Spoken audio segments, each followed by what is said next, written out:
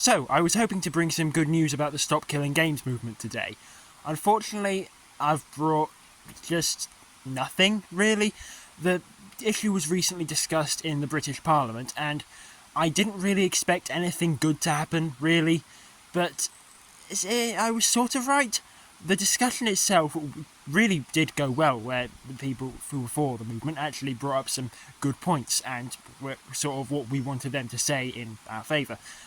And the only person who was against it didn't really do that, didn't really bring any points in his favour, and I've got to be honest, he looked like a typical corporate villain you'd find in a film. But unfortunately, the decision didn't really go anywhere. They've basically said no because it conflicts with our interests and our laws, which it actually doesn't. Like, I don't see any way where it does.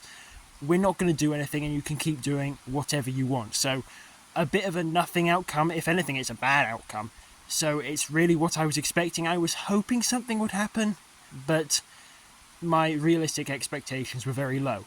However, the EU petition is going to be discussed soon, and that I do have high hopes for because as far as the EU is concerned, they do seem to have very good consumer rights regulations, and at least compared to the rest of the world. And hopefully something will be done there. And the EU market is significantly larger than the UK market, and most games, when they're developed for the two regions, are very similar between the regions. So hopefully that brings about some substantial change. But for now, we'll just have to wait and see. And yeah,